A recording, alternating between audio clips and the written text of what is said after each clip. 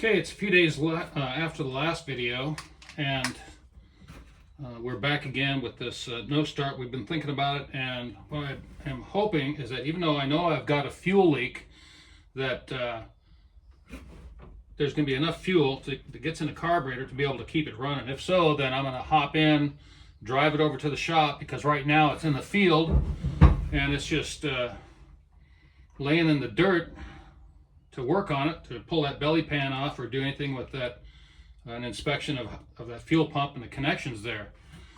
So we've already had our first rain. It wasn't too bad, but more is coming. It looks like the storm track is opening up for the season. So I gotta get it over toward the shop so I can get it in there, at least make it drivable. Otherwise I'm gonna be working on this thing in the mud.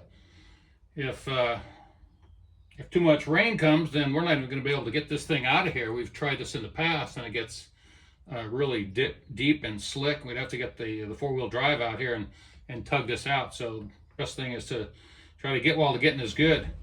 Anyway, the other thing that I did in the last few days, besides take care of a lot of other details, is I got a couple of little containers. This is a 3-in-1 oil container and a Dawn dish soap container. Clean this one out really good, fill it with gasoline, and just left a little bit of oil that was in there and that's also got gasoline in it.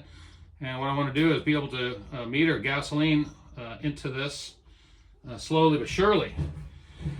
So this is actually a little bit too much, too large. That was for a different idea I had.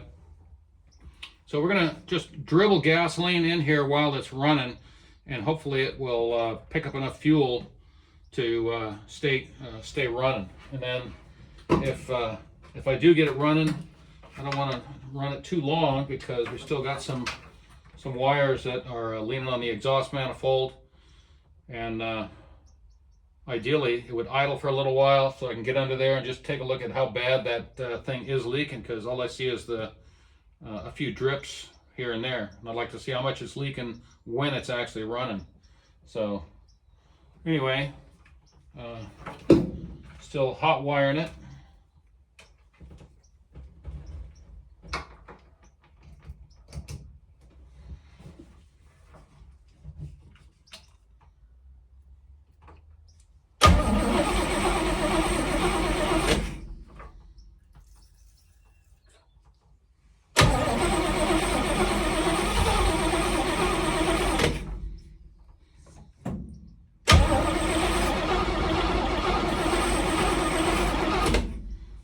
Okay, doesn't want to start right now. I heard a little oomph.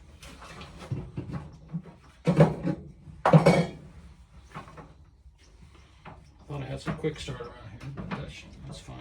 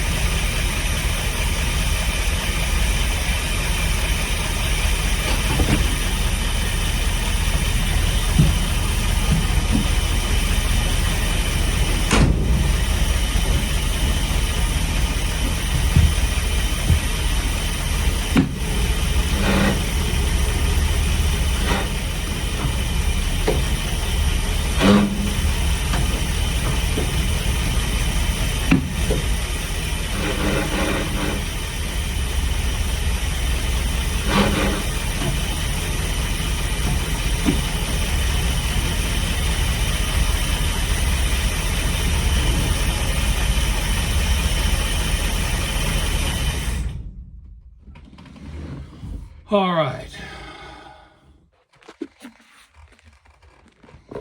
Okay.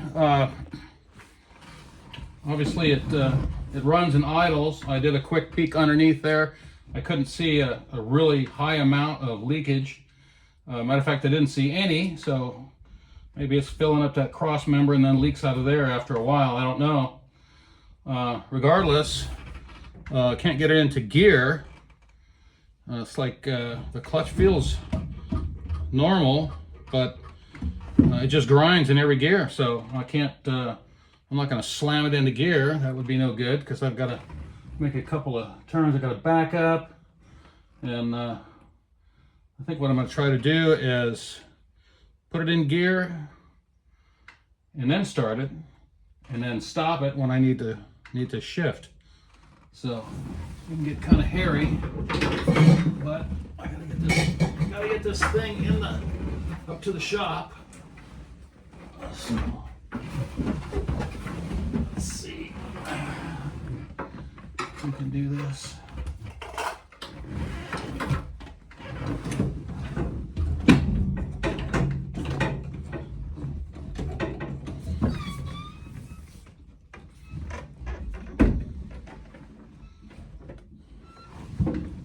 Just my bears.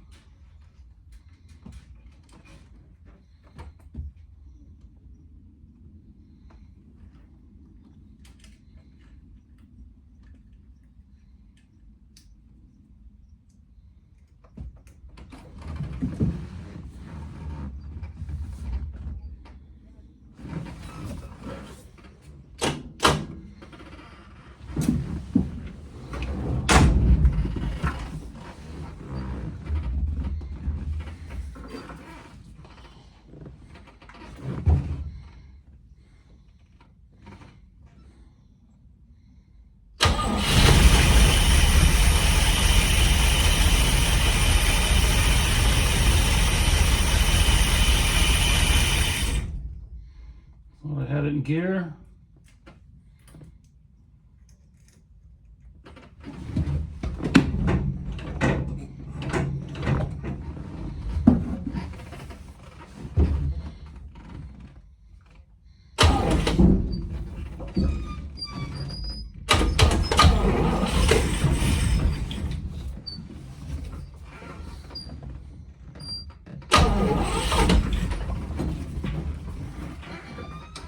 Foot on the brake because I don't want this thing to run away on me.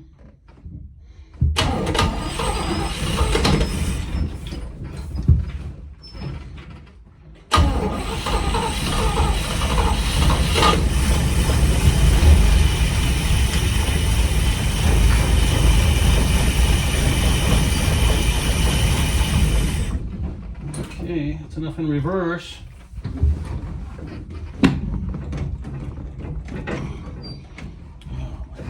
To get out of reverse.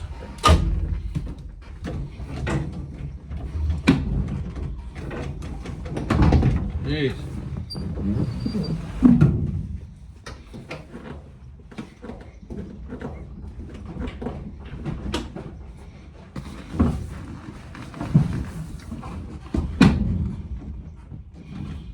Cannot get it out of reverse. Well, looks like we're gonna have to crawl under there and try to get that thing unstuck.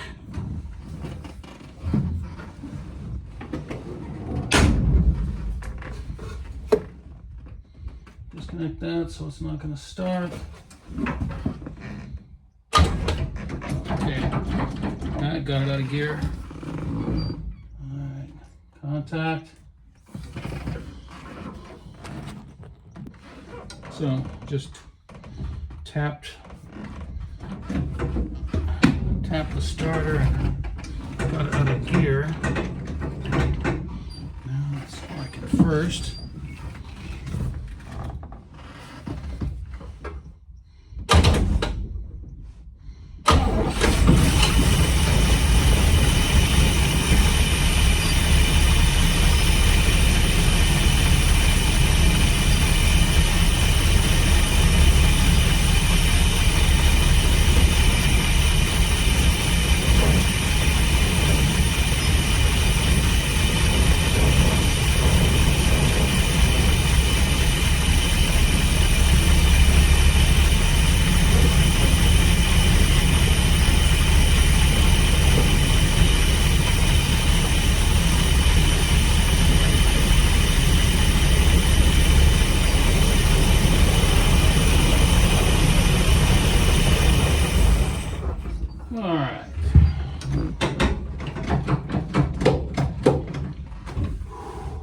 Okay, got it near the shop. I got to clear out the shop. Got a couple of four-wheelers in there, and then we'll see if we can get the van all the way in there. Looks like the next order of business is to repair it to shift. So anyway, definitely has not been run in a while. Otherwise, these layered issues would not be stacking up like this. So anyway, that's par for the course. So empty the shop and get it ready to have the brown van in there. Gotta get a name for this. If you got any ideas for this, names for this van, put it in the comments section. You know, I gotta call it something other than a brown van. Okay, so far so good. One of the things that happens to me, and probably happens to other people, if they do stuff like this, is that everything's good as long as everything goes right. I guess that's the case in a lot of stuff. But in this case, to shut off the engine, it's like pull that wire. If it gets, something goes wrong, you start to panic, then muscle memory kicks in and you're reaching for the switch. Or you're trying to smash down on the clutch, which isn't going to do any good. So I like to try to take things as slow as possible. Ideally, I'd have another person here that I trusted to hook and unhook this connection here. But I don't. So I'll just do it myself. Hope for the best. Gotta remember what's what. So might have been first gear.